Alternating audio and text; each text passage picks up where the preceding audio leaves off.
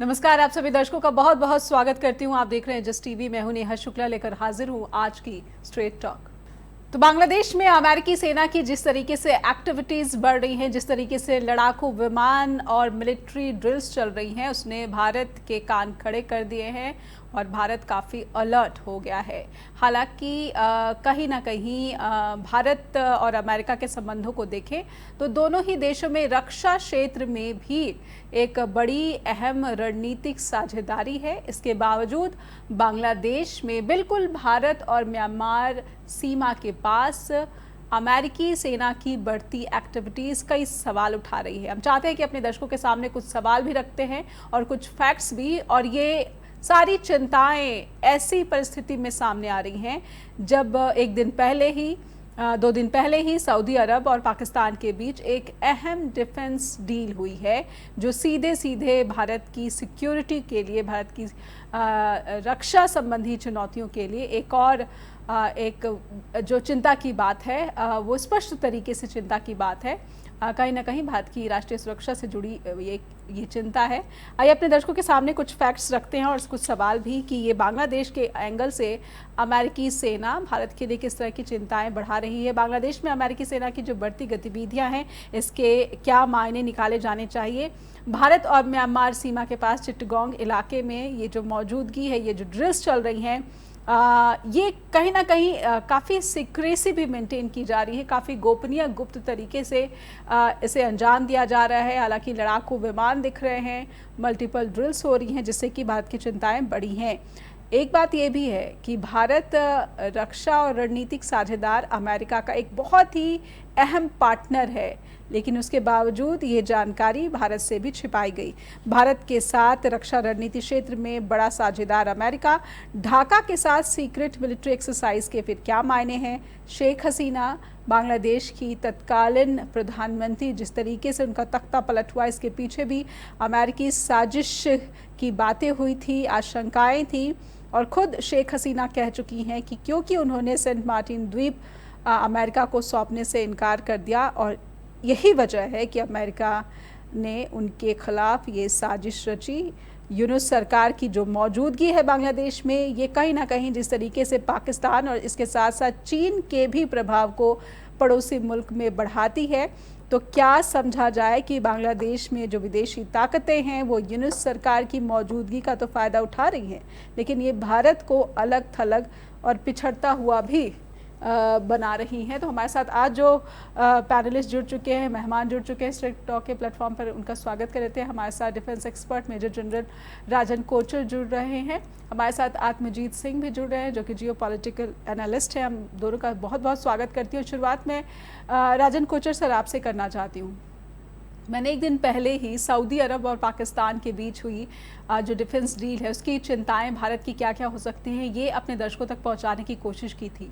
अब ये जो बांग्लादेश और यूएस मिलिट्री कोऑपरेशन दिख रहा है, ड्रिल्स दिख रहे हैं, लेकिन कहीं ना कहीं एक सीक्रेसी मेंटेन की जा रही थी, या फिर ये ऐसी सीक्रेसी कैसी है कि वो मीडिया में सामने आ गई।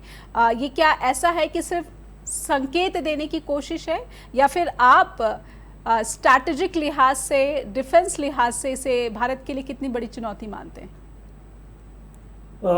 धन्यवाद नेहा जी। देखिए, आपको एक चीज़ समझनी पड़ेगी कि ये जो एक मूव है यूनाइटेड स्टेट्स का, उसकी फ़ौज का जो अभी एक्सरसाइज के बारे में हम जिक्र कर रहे हैं, बांग्लादेश में टाइगर लाइटनिंग 2025 और पैसिफिक एंजल 2025, ये 2 एक्सरसाइजेज अभी जारी हैं, और इसके बाद एक और जॉइंट एक्सरसाइज होने वाली है। अब बेसिकली आप इसका एरिया देखिए, कहाँ ये एक्सरसाइज कर रहे हैं। चित्तगोंग और कॉक्स बाजार का एरिया अगर आप देखें मैप पे, आपको क्लैरिटी आपको नजर आएगी कि ये एक स्पेसिफिक एरिया है जो आपके म्यांमार बॉर्डर के पास है जी। और म्यांमार और ये जो यूनाइटेड स्टेट्स अगर आज बांग्लादेश में आया है, तो इसकी जो सेंटर ऑफ ग्रेविटी है वो क्या है?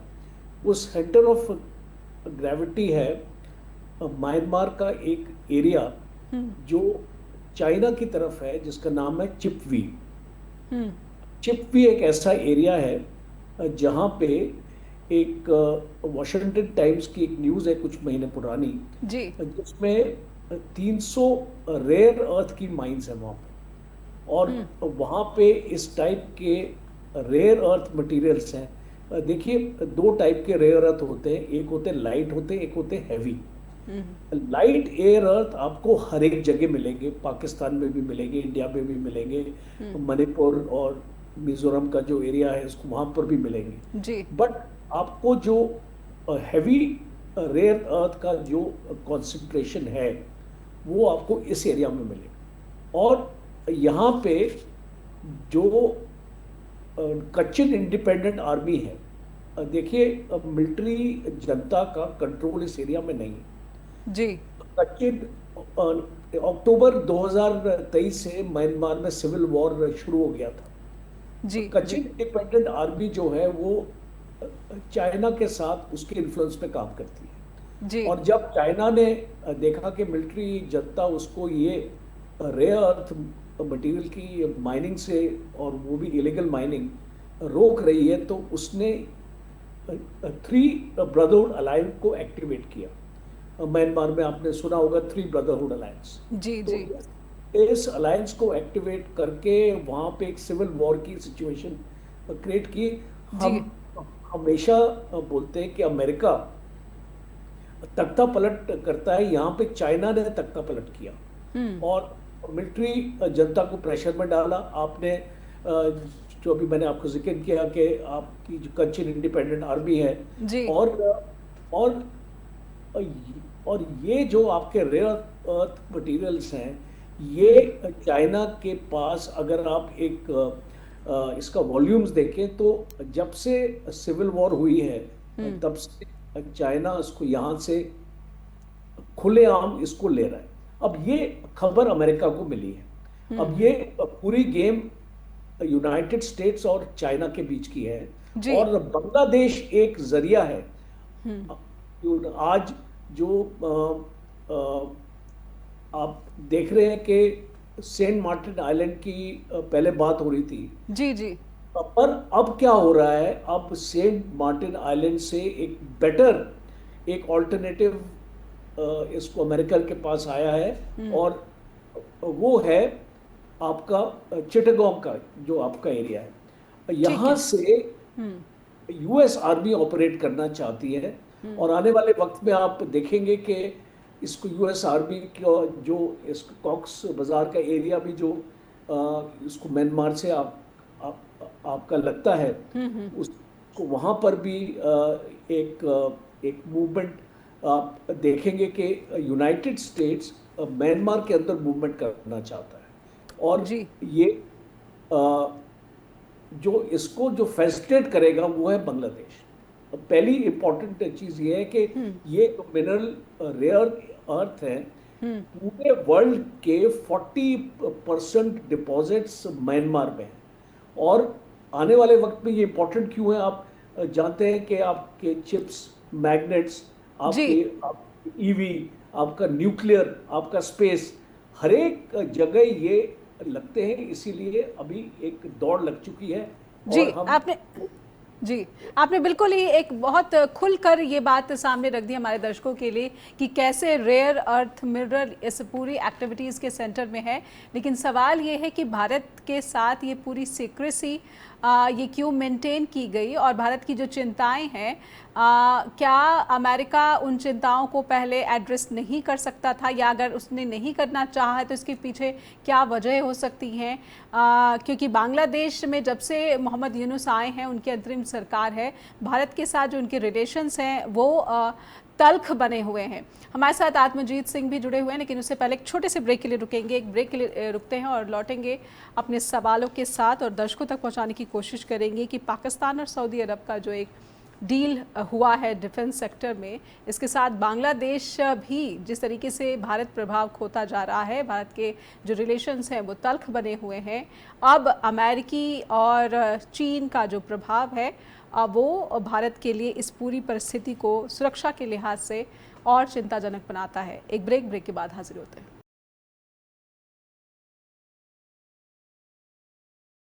फिर से स्वागत है आप सभी दर्शकों को और सीधे चलते हैं आत्मजीत सर के पास। आत्मजीत सर, भारत पड़ोसी मुल्कों के साथ अगर मैं पहले स्ट्रैटेजिकली इसको समझने की कोशिश करूं तो एक बिग ब्रदर वाले रोल में दिखता आया है, लेकिन अभी म्यांमार को लेकर जो अमेरिकी मिलिट्री की प्रेजेंस है वो भारत की चिंताएं बढ़ाती है। भारत में तमाम जो डिफेंस एक्सपर्ट्स हैं, एनालिस्ट हैं, और अभी मेजर जनरल ने भी हमारे सामने बात रखी है कि चिंता वाली बात तो है। ये भारत के सुरक्षा के लिहाज से बिल्कुल सही नहीं है, क्योंकि ये भारत और म्यांमार की सीमा पर है। म्यांमार में क्या गलती हो गई भारत की, और बांग्लादेश में क्या गलती रही भारत की, जो कि इस तरीके से विदेशी ताकतें भारत के प्रभाव को कम करती हुई नजर आ रही हैं। अमेरिका लीड कर रहा है। जी बहुत बहुत धन्यवाद। मेजर जनरल साहब, कोशर साहब ने जो इनिशियल इंट्रोडक्शन दिया वो बिल्कुल ठीक दिया, कॉक्स बाजार जी और चिटगांव को लेकर। मैं उसी में दो चार चीजें ऐड कर देता हूँ। चिटगांव का इलाका 100-200 किलोमीटर है नॉर्थ ईस्टर्न स्टेट से, मिजोरम, त्रिपुरा, मणिपुर। इंसर्जेंसीज हमेशा म्यांमार बॉर्डर से, आपने देखा मणिपुर में जो कुकीजो और मेटी समुदाय में जो झगड़ा चल रहा है पिछले 2.5 साल से, जिसको सरकार हमारी चुप बंद नहीं करवा पाई है। हालांकि अजय भल्ला साहब वहां गए हैं, होम सेक्रेटरी थे पहले, प्रेसिडेंट रूल है, और उसके बावजूद भी मणिपुर में अनअबेटेड वायलेंस चल रही है जी। और कहा जाता है म्यांमार का जो 15 किलोमीटर का बॉर्डर खोला गया दोनों साइड पर, उसमें से बहुत सारे लोग जो हैं इस तरफ आ गए और उन्होंने अपने हिल ट्राइब्स, हिल काउंसिल बना लिए, और नीचे वाले वैली वाले लोग हैं उनके पास 10% जमीन है, तो इस पर भी एक लड़ाई चल रही है जी। दूसरा ये भी आया कि असम राइफल्स जो वहां पे थी उन्होंने किस तरीके से हथियार दे दिए कुछ कम्युनिटीज को, और एक बफर जोन बन गया। तो जब प्रधानमंत्री मोदी वहां गए तो मैं आपको टोक रही हूँ, लेकिन इस पूरी सिचुएशन में जो आपने मणिपुर के हालात बताए और म्यांमार के साथ सटे हुए इलाके में जो परिस्थितियां हैं, इस पूरी सिचुएशन का फायदा अमेरिका जैसी ताकतें उठा रही हैं? नहीं, मैं ये नहीं कह सकता इसमें अमेरिका फायदा उठाएगा, या मैं आपको थोड़ा परिवेश दे देता हूँ, कॉमर्स का भी दे देता हूँ। ठीक है।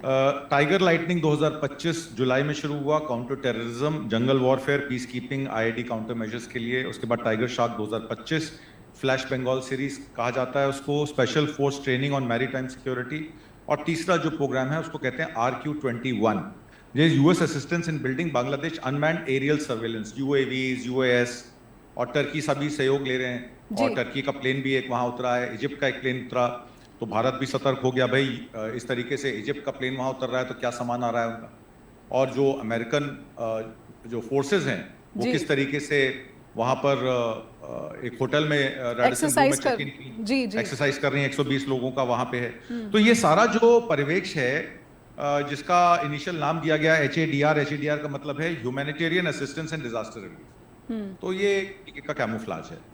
अब ये ज्वाइंट एक्सरसाइजेस इसलिए भी हो रही हैं क्योंकि आपने खुद देखा कि चाइना का वर्चस्व बढ़ता जा रहा है जी। अब उनको इस तरफ कैसे रोका जाए, तो उसकी तैयारी हो रही थी, क्योंकि सारे पोर्ट्स पर, अब देखिए गवादर से लेके चाबार पर ईरान इजराइल वॉर के बाद अब चाबार पर भी एक तरीके से एकाधिकार जो है वो चाइना का होने वाला है। गवादर पे ऑलरेडी BRI का इनिशिएटिव है, पाकिस्तान उनके साथ है, अफगानिस्तान उसके साथ है, और इधर बांग्लादेश में मोहम्मद यूनुस की जब सरकार आई तो ये अमेरिका को लगा कि शेख हसीना को हटाकर अगर अब यूनुस साहब आए हैं तो अमेरिकन इंटरेस्ट को वो प्रोटेक्ट करेंगे, इस वजह से उनकी सरकार आई।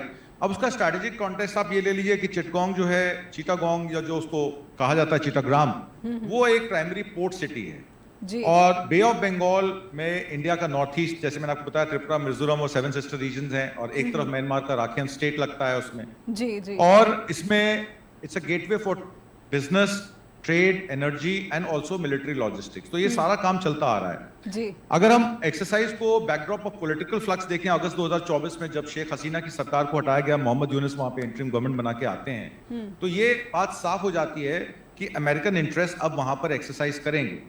सिक्योरिटी कंसर्न्स जो भारत के लिए हैं वो अब बॉर्डर वनरेबिलिटी हो गई, क्योंकि मैंने आपको बताया कि 100 से 200 किलोमीटर का डिस्टेंस है मात्र, तो इंसर्जेंसी बढ़ सकती है। मणिपुर का मैंने आपको प्राइमरी एग्जांपल इसलिए दिया कि जो हालात मणिपुर में हैं, क्या वो हालात मिजोरम, त्रिपुरा, असम में हो सकते हैं? तो जाहिर तौर पर बिल्कुल हो सकते हैं। कॉक्स बाजार का आपने नाम लिया, ये प्लान जो है एक्सरसाइज का कॉक्स बाजार में भी होने वाला है। म्यांमार का जो स्पिल ओवर है, सिविल वॉर वहां रेज हो रही है, यूएस की interference definitely north eastern state को प्रभावित करेगी, पर चाइना भी तो बांग्लादेश की मदद लेके वहां हॉस्पिटल सेटअप। आपको याद होगा जब शेख हसीना की सरकार हटी तो चाइना ने कहा हम आपको हॉस्पिटल्स बना के देते हैं, मोबाइल हॉस्पिटल्स बना के दिए। फिर उन्होंने कहा हम आपको बॉर्डर स्टेट पे हॉस्पिटल बना के देते हैं। तो यूएस को लगा कि चाइना वहां भी एकाधिकार कर लेगा और तो हम क्या काम करेंगे, तो इसको श्रीलंका को भी इस एक्सरसाइज में शामिल किया गया, अगर आपको ज्ञात हो।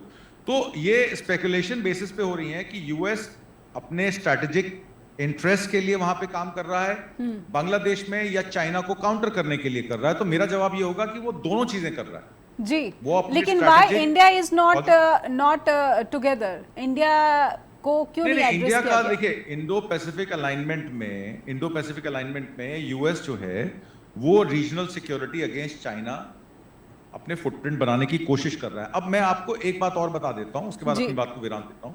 3.6 बिलियन का पायरा डीप सी पोर्ट, बहुत लोगों को इस पोर्ट के बारे में नहीं पता है, वो चाइना ने ऑलरेडी खड़ा कर दिया था। और मैं आपको बता दूं, आपको याद होगा हमारे यहाँ से हमारे जो सोनोवाल साहब हैं, शिपिंग मिनिस्टर हैं, उन्होंने कहा था कि कोलकाता से हम अपना वो एक पोर्ट सिटी हमारा जो है जिसमें 2000 टन का कंटेनर, तो उसको हमने 20,000 टन का कंटेनर बनाया, 529 किलोमीटर का सी रूट निकाला था सिटवे पोर्ट के लिए। और सिटवे पोर्ट को हमने डेवलप किया, जिसका पैसा भारत की सरकार ने दिया, जापान इंडस्ट्रियल इन्वेस्टमेंट से पैसा आया। पलेटवा से इनलैंड वाटर हमने उसको कनेक्ट करना था और आगे उसकी सड़क हमने जोरनपुर से ऐजवाल की बनानी थी और वो आगे सिलीगुड़ी सिलचर हाईवे को कनेक्ट करता। उससे करीब 8 से 10 घंटे का मूवमेंट रुकता, जो ट्रेडिशनल मूवमेंट है हमारा कार्गो का, वो रुक जाता अगर हम सी रूट से जाते। अब प्रॉब्लम वहां कहां आई, पलेटवा तक तो आप सिटवे पोर्ट तक तो पहुंच गए, वो आपने डेवलप कर दिया।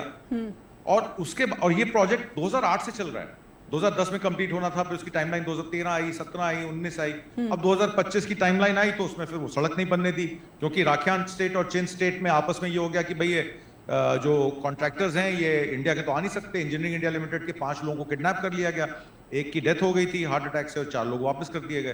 तो उसके बाद ये प्रोजेक्ट इरकॉन को दे दिया गया।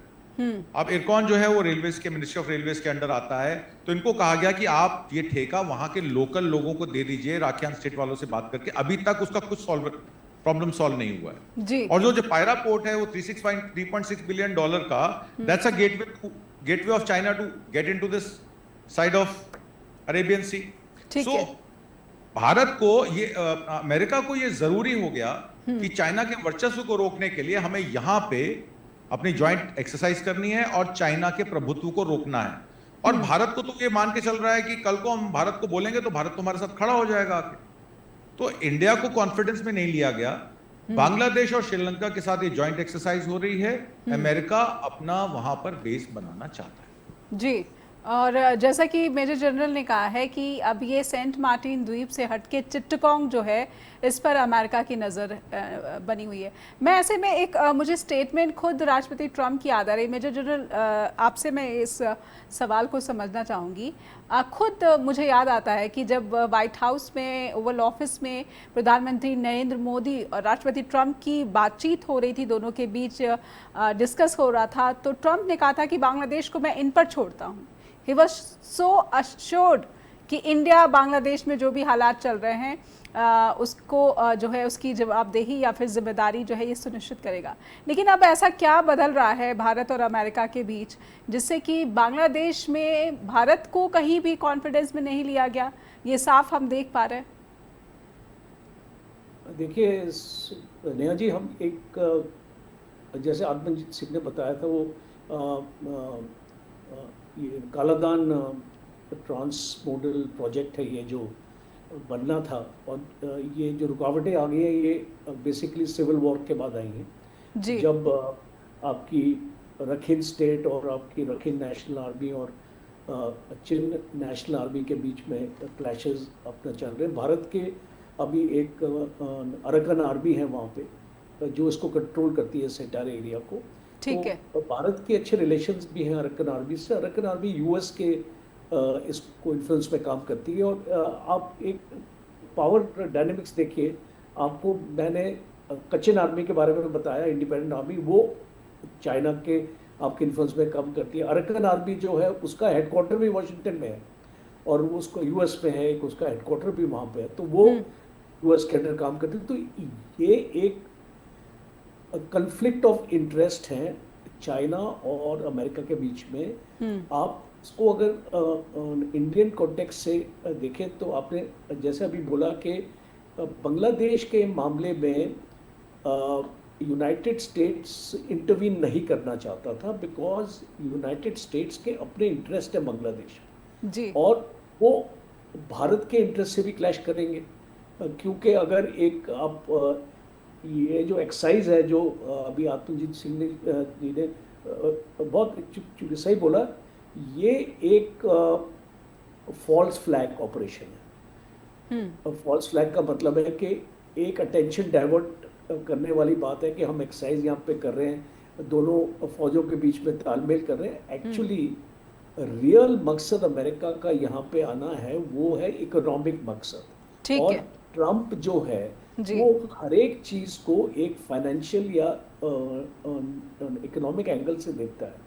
ठीक और है इसीलिए मैंने आपको रेयर अर्थ की बात करी जी बिकॉज अल्टीमेट ऑब्जेक्टिव अमेरिका का वही है, जी वहां तक पहुंचना है। 300 मायने हैं और वो चाइना कंट्रोल नहीं कर सकता।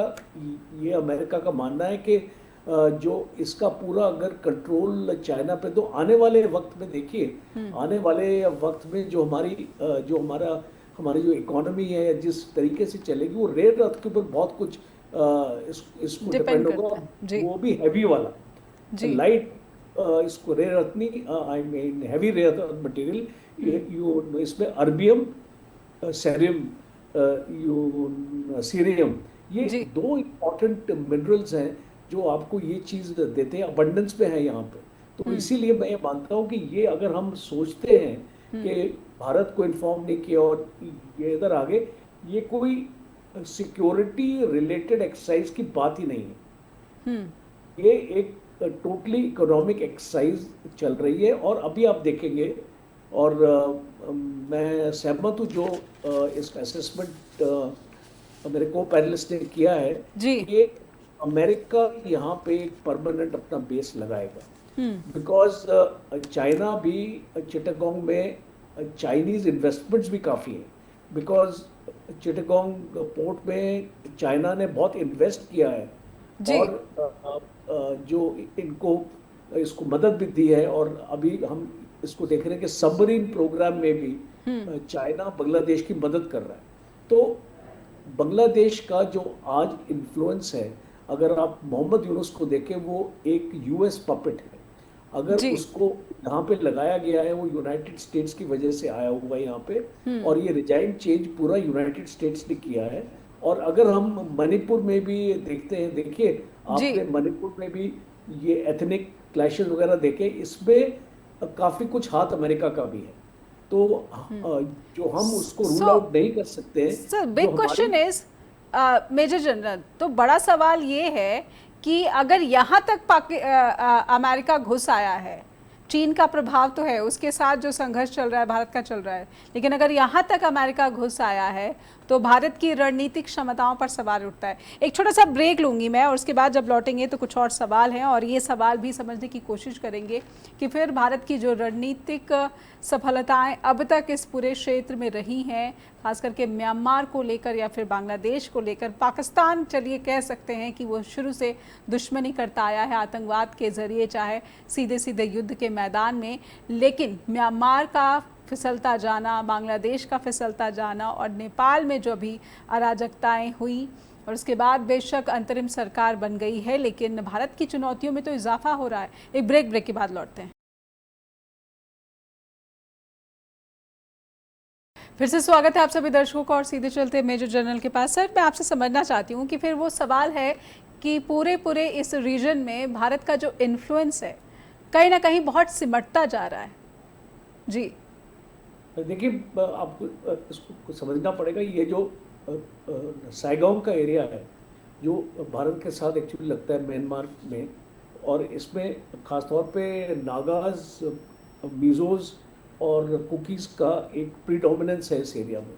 जी अगर हम इस चीज़ को देखें तो इसको मुझे ऐसा लगता है कि भारत जो है वो एक उसकी जो एक फर्स्ट नेबरहुड की ये पॉलिसी, अगर इस पॉलिसी का यहाँ पे अगर मैं जिक्र करूँ जी जी तो बेसिकली भारत ये कोशिश करता है कि दूसरे देशों को अगर भारत की ज़रूरत है अगर उस मदद है तो भारत उसकी वहाँ पे मदद करता है। आपने श्रीलंका में भी देखा, बांग्लादेश में भी पहले देखा, भूटान में भी हम देखते हैं और नेपाल में भी देखते हैं, म्यांमार में। बट ये जो फर्स्ट नेबरहुड पॉलिसी है वो मुझे अफसोस के साथ कहना पड़ रहा है कि ये भारत की सक्सेसफुल नहीं हुई है। और क्यों सक्सेसफुल नहीं हुई है? जी। क्योंकि भारत एक रिएक्टिव सोच में काम करता है, प्रोएक्टिव सोच में काम नहीं करता। और दूसरा, जितने भी प्रोजेक्ट्स भारत इनिशिएट करता है उन प्रोजेक्ट्स में टाइम बहुत लगता है। देखिए, आप अगर चाइना और भारत को कंपेयर करें और अगर मैं नेपाल की बात करूं, नेपाल में भारत के जितने भी प्रोजेक्ट्स हैं 150 प्रोजेक्ट्स आज आपके नेपाल में चल रहे हैं। जी। और ये कई सालों से कुछ प्रोजेक्ट्स हैं जो आपके पावर और एनर्जी सेक्टर के हैं और आपके रेल सेक्टर के हैं। ये कुछ सालों से चल रहे हैं और अभी तक इसको कंप्लीशन नहीं हुई। और अगर आप चाइना को देखें तो चाइना ने 3 प्रोजेक्ट्स 2 साल पहले लिए थे और वो टोटली कंप्लीट कर दिए। ये जो हमने इसका मॉलडीव्स में भी देखा ये चीज़ होते हुए। जी जी जी। प्रॉब्लम ये है हमारे जो सिस्टम्स हैं और जो हमारा काम करने का तरीका है वो उससे बहुत तेज़ी से काम करने की ज़रूरत है और एक एफिशिएंसी से काम करने की ज़रूरत है। वो शायद भारत एक डिलीवरेंस में कमज़ोर है। और दूसरा है कि ये जो आपकी रिएक्टिव पॉलिसी, देखिए आज अमेरिका उधर पहुंच गया, अमेरिका ने अपना बेस लगा लिया और अमेरिका इस तरीके की इसको बांग्लादेश को इसको मदद करने की कोशिश कर रहा है क्योंकि रेयर अर्थ इन्वॉल्व है। क्या भारत नहीं जानता था कि ये रेयर अर्थ म्यांमार में था?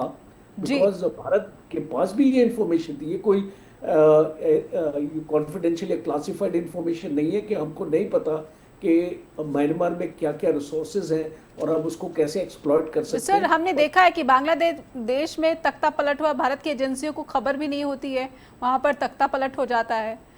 इस तरह की जो एजेंसियों की जो नाकामी है, नाकारापंती है, वो तो हम बार बार देखते हैं। मैं एक जो ये विमान है जो लैंड हुआ, ये शाह अमानत इंटरनेशनल एयरपोर्ट चट्टोग्राम की बात हुई है यहाँ पर, ये है यूएस एयरफोर्स का C-130J सुपर हरक्यूलिस। थोड़ा सा मैं चाहती हूँ कि किस तरह का लड़ाकू विमान है और इससे रक्षा चुनौतियाँ जो भारत की हैं वो कैसी हैं? स्नेहा जी, लड़ाकू विमान नहीं है, एक्चुअली बेसिकली ट्रांसपोर्ट एयरक्राफ्ट है। ओके। तो ट्रांसपोर्ट एयरक्राफ्ट में एक्चुअली क्या होता है, जब आपको अपने 100-150 आपको अपने ट्रुप्स लेके आने हैं और उनकी इक्विपमेंट भी आनी है, इस हवाई जहाज में लाइट टैंक्स भी आप लेके आ सकते हैं, BMPs भी लेके आ सकते हैं, आप अपने हवाइजर अपने गन्स भी लेके आ सकते हैं। इसके 2 पार्ट्स होते हैं एयरक्राफ्ट में। नीचे का पार्ट होता है जिसमें आपका पूरा इक्विपमेंट आ जाता है, ऊपर के पार्ट्स में आपका जो इसको जगह होती है बैठने वगैरह के लिए। तो ये एक ट्रांसपोर्ट अभी ये इंडिया के पास भी है, बिकॉज हमने इसको US से लिया था। लद्दाख में हम इसको ऑपरेट करते हैं। ये बहुत ही इफेक्टिव एयरक्राफ्ट है और ये और हाई ऑल्टीट्यूड्स में और हर एक टेरेन में या हर एक ऑल्टीट्यूड में काम करता है। तो ये बेसिकली हवाई जहाज इसलिए आया है, ये अमेरिकन ट्रुप्स को लेके आया और उनकी इक्विपमेंट को लेके आया, जो अपना सामान लेके आए हैं इस एक्सरसाइज को करने के लिए, उसके लिए आया। जी। आत्मजीत सर, फिर आप इसे कैसे देख रहे हैं कि भारत जो इस पूरे रीजन का कहीं ना कहीं, हम तो प्लान कर रहे थे कि हम तो विश्व गुरु बनने जा रहे हैं, लेकिन ऐसा लग रहा है कि हम अपने इमीडिएट यहाँ तक कि हम अपने सीमा के पास भी विदेशी ताकतों के प्रभाव और प्रसार को बढ़ने से रोक नहीं पा रहे हैं। ये तो इंसर्जेंसी को और अनिश्चितता के भविष्य में गर्त में धकेलती हुई नजर आ रही है। ये जो परिस्थितियां हैं ये बता रही हैं, संकेत दे रही हैं कि भारत की सीमाएं जो हैं वो पहले से और ज़्यादा असुरक्षित होती जा रही। जी, मैं 4 पहलुओं पे बात करूंगा। पहला पहलू तो मैं आपको बता दूं कि China Bangladesh golden friendship exercise जो है ये 2024 में ही शुरू हो गई थी, मई में। जी। इंडिया के लिए इसमें नेट पॉजिटिव ये हो सकता है कि इंडिया क्वाड का भी पार्ट है और SCO का भी पार्ट है। तो मान लीजिए अगर US बेस बनता है तो भारत, बांग्लादेश और अमेरिका की जॉइंट एक्सरसाइजेस भी हो सकती हैं। भारत कह सकता है अमेरिका को भी हमें क्वाड का आपका पार्ट हूँ, और आप तो कहते थे बांग्लादेश तो मोदी जी देखेंगे। ये बात ट्रम्प साहब ने ऑन रिकॉर्ड कही हुई है, अगर बिल्कुल आपको बिल्कुल, याद। यस यस जी। तो ये जाहिर तौर पर नेट पॉजिटिव तो ये देखा जा सकता है। अब ऑप्टिक्स क्या है, यूएस ट्रूप्स वहां पर क्या कर रहे हैं, किस तरीके की कंटेनमेंट हो सकती है वहां पे, किस तरीके के डायनेमिक्स बैठ सकते हैं वहां पर। पोस्ट हसीना, क्योंकि हसीना की सरकार नहीं रही उस समय, तो ज्वाइंट एक्सरसाइजेज इंडिया के साथ होती थी। अगर मैं नाम लूं तो संप्रति करके एक ज्वाइंट एक्सरसाइज इंडिया के साथ बांग्लादेश की हुई है जी। वो अब यूनुस साहब क्योंकि यूएस फ्रेंडली हैं, और मैंने आपको बताया कि यूएस मिलिट्री एड जिसमें RQ-21 ड्रोन्स बांग्लादेश के मैरीटाइम अवेयरनेस के लिए दिए जा रहे हैं, और ढाका का इंटरेस्ट आज की डेट में इंडिया के इंटरेस्ट के खिलाफ है। तो तीस्ता वाटर शेयरिंग जो है, और रोहिंग्यास की रिपैट्रिएशन जिसमें हम कह रहे हैं रोहिंग्या घुसपैठिए जो हम करते रहते हैं रेगुलर, अब असम में इलेक्शन आ रहे हैं और मियां मुसलमानों को पहले ही टारगेट करना शुरू कर दिया गया है, तो जाहिर तौर पर this is not good for us. जब 111 गांव हमें दिया और 54 गांव हमने बांग्लादेश को दिए, उस टाइम हम अपना जो हमारा चिकन नेक था उसको 30-32 किलोमीटर हम उसको एक्सटेंड कर सकते थे, स्ट्रेच कर सकते थे, वो हमने कोशिश नहीं की, तो वो एक हमारा फेलियर रहा। पर सबसे बड़ी बात जो मैं, और दूसरा पहलू उसका मैं एक करेक्शन देना चाहूंगा, जो रेयर अर्थ हार्ड या सॉफ्ट या बिग या स्मॉल 93% प्रोसेसिंग चाइना करता है रेयर अर्थ की। आज अमेरिका की गर्दन क्यों फंसी हुई है कि चाइना को उन्होंने 10% टैरिफ दे दिए, हमें 50% का सौगात मिला।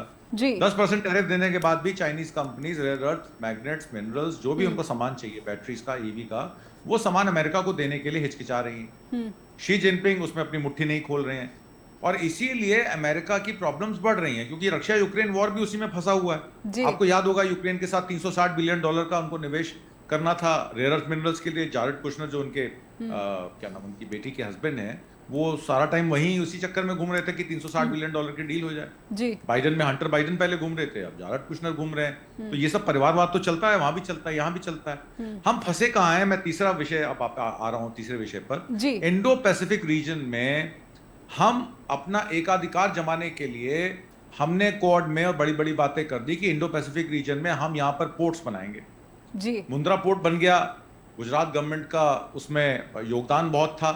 आपने जमीनें सस्ती दे दी, ₹1 पे आपने लीज साइन कर ली और उनको कहा कि जंगल भी काट लो, उसके एवज में जो जमीन मिलेगी वो समुद्र में होगी तब भी चलेगी। तो मुंद्रा पोर्ट को जब कारगिल को लाके मुंद्रा पोर्ट बनाया गया और कारगिल को बाहर कर दिया गया, उसके बाद गुजरात गवर्नमेंट खुद बाहर हो गई, और उस पर एकाधिकार जब अदानी साहब का हो गया तो श्रीलंका में पोर्ट की कवायद की गई। बांग्लादेश में मैंने आपको बताया पोर्ट की कवायद की गई, पर वहां चाइना पहले पोर्ट बना चुका है। तो म्यांमार का वो जो सिटवे पोर्ट, और मैंने आपको बताया पलेटवा वाला प्रोजेक्ट, कालादान प्रोजेक्ट, उसको अभी हाल फिलहाल में उशैल हो गया जी। ईरान में हम चाबार गए, चाबार में क्रेनें पहुंच गई, हमारा काम शुरू हुआ, वहां भी हमारा काम रुक गया, क्योंकि हम अमेरिका और इसराइल से बिजनेस बढ़ा रहे थे, गलबैयां कर रहे थे, अपने जो हमारी डिफेंस इक्विपमेंट की ऑफसेट कॉन्ट्रैक्ट्स कर रहे थे। और हमने एक बड़ी गलती ये की कि हमने इंडो पैसिफिक में ये कह दिया कि हम यहाँ पर पोर्ट्स बनाएंगे। आपको याद होगा मोदी जी का बयान था, अंडमान निकोबार के नीचे जितने छोटे छोटे आइलैंड्स हैं वो सिंगापुर से भी बड़े हैं और उनको हम डेवलप करेंगे, ये बात उन्होंने कही थी। तो उनका इशारा इसी तरफ था कि इंडो पैसिफिक, और मालदीव्स वो क्यों गए पूरी टीम लेकर, राजनाथ सिंह, आपके एक्सटर्नल अफेयर्स मिनिस्टर, आपके अजीत डोवाल साहब, प्रधानमंत्री मोदी खुद, सो मालदीव्स में गए, मॉरिशस में गए।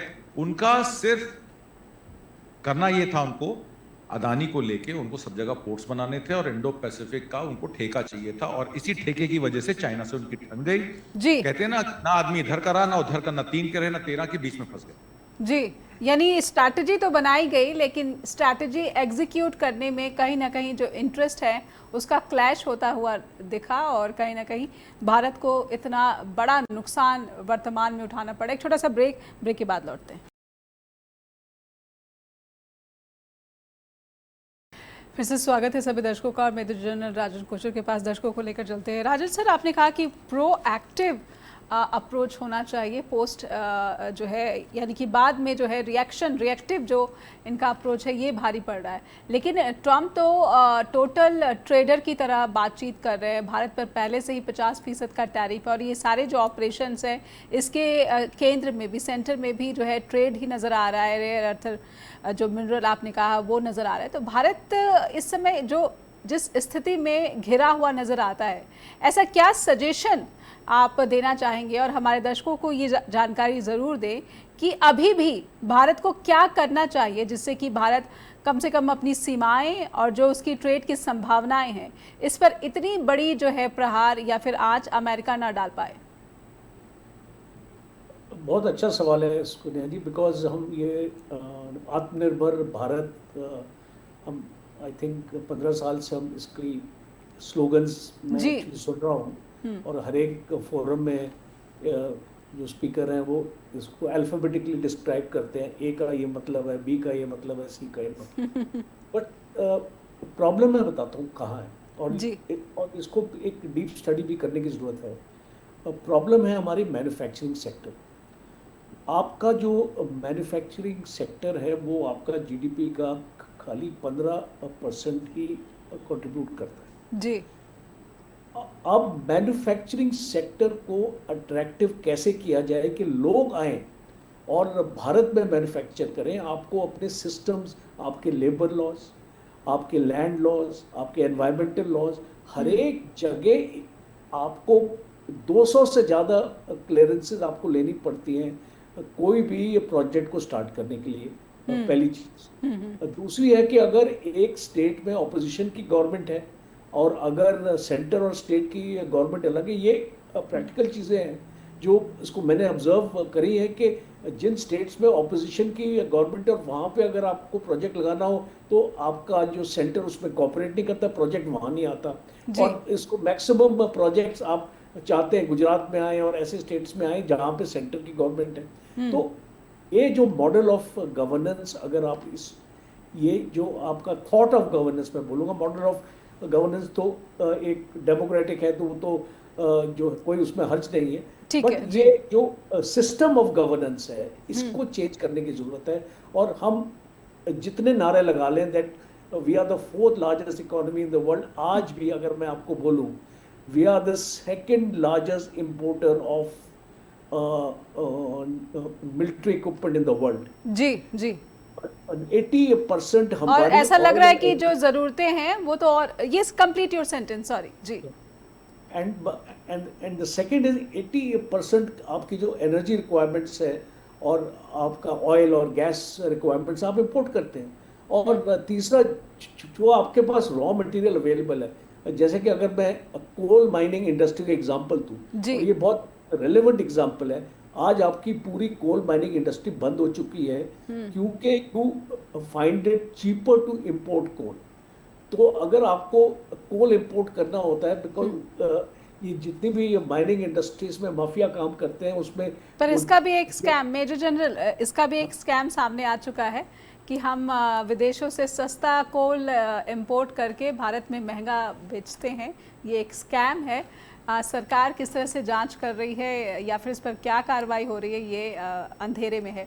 आत्मजीत सर, फिर मैं समझना चाहती हूँ कि जो यहाँ पर मेजर जनरल ने कहा है कि जब आपने मैन्युफैक्चरिंग को ही इग्नोर किया, यहाँ पर फिर मल्टीपल लेयर के जो सैंक्शंस की ज़रूरत है, एक संगठित करप्शन और जो कॉन्फ्लिक्ट ऑफ इंटरेस्ट, इन सब की वजह से भारत सरकार की तमाम जो नीतियाँ फिर ऑपरेशन जो थे, इस वक्त भारत को अंदरूनी और बाहरी दोनों ही चुनौतियों का सामना करना पड़ रहा है, ऐसा प्रतीत होता है। जी देखिए, अंदरूनी चुनौती तो ये है कि अदानी के कारोबार को कैसे बढ़ाया जाए। जी। और मैं थोड़ा सा विषयांतर करूंगा पर मैं आगे बात कर लूंगा। वेदांता का स्टर्लिंग कॉपर प्लांट है तमिलनाडु में, सुप्रीम कोर्ट ऑफ इंडिया के ऑर्डर से वो बंद पड़ा है नवंबर 2024 से। प्लांट कब से बंद पड़ा है? मई 2018 से बंद पड़ा है। वाइड स्प्रेड प्रोटेस्ट हुए, एनवायरमेंटल वायलेशन हो रही हैं, पोल्यूशन हो रहा है, उसमें 13 लोगों की प्रोटेस्ट में डेथ भी हो गई। कोर्ट ने क्लोजर को अपहेल्ड किया फरवरी 2024 में। अदानी ग्रुप का कच्छ में कॉपर प्लांट मुंद्रा गुजरात में शुरू होने जा रहा है जी। $1.2 बिलियन का ये ग्रीनफील्ड प्रोजेक्ट है जिसका नाम ग्रीनफील्ड फैसिलिटी है। Initial capacity 5 lakh metric ton, जो 1 मिलियन टन में तब्दील हो जाएगी। World largest, single largest copper smelting, Kutch copper, subsidiary of Adani enterprise limited. तो अब एक ही बिजनेस, एक ही कारोबार, एक ही प्रोडक्ट, एक आदमी का कारोबार आप बंद कर रहे हैं और दूसरे का चालू कर रहे हैं। एक तमिलनाडु में, एक कच्छ में। तो आपके सवाल का एक जवाब तो यही हो गया जी। दूसरी चीज जो आपने बात की, यूएस, बांग्लादेश, भारत का जो कैपेबिलिटीज या जो ये ट्राइलैटरल कोऑपरेशन की हम बात कर रहे थे, जी, जी। इसमें वल्नरेबिलिटीज बहुत ज्यादा हैं। क्योंकि अगर उसका एंगल देखें, इंडिया में counter ramping up its own exercises उसको करनी चाहिए। भाई हम मंगोलिया के साथ पहले अपनी एक्सरसाइजेस कर रहे थे, हमने क्यों रोक दी? और देशों के साथ अपने अपने संबंध क्यों खराब कर लिए? जी। तो ये भी जरूरी है कि भारत को इनवर्ड्स ना देख के आउटवर्ड्स बहुत बहुत विस्तार से देखना पड़ेगा, क्योंकि हम सभी देशों के साथ जी। सार्क कंट्रीज हो, नॉन अलाइन हो, कॉमनवेल्थ हो, सबको साथ लेके चल रहे थे। और एक तरीके का जवाहरलाल नेहरू के समय से हमने एक बहुत बड़ा अपना एक्सटर्नल पॉलिसीज का एक बहुत अच्छा ढांचा तैयार कर लिया था जी। और 2014 के बाद उस समय सारे समाप्त हो गया। ढांचे को जी। ध्वस्त किया गया। अगर समरी में कहें तो this exercise which you are talking about today, it's a double edge sword. Chittagong का जो एरिया है वो चाइनीज एक्सपेंशन को तो रोकेगा, पर 90% बांग्लादेश का ट्रेड फिर यूएस के हाथों में चला जाएगा, इंडिया के हाथ में कुछ नहीं लगेगा, ऐसा मेरा मानना। जी। और जब इंडिया के इतने करीब आ जाती हैं विदेशी ताकतें, तो ये कभी भी किसी भी देश की सुरक्षा के लिए एक बहुत बड़ी चिंता बताई जाती है। बहुत बहुत धन्यवाद करना चाहती हूँ आत्मजीत सर आपका भी, और मेजर जनरल राजन कोशर आपका भी बहुत बहुत आभार।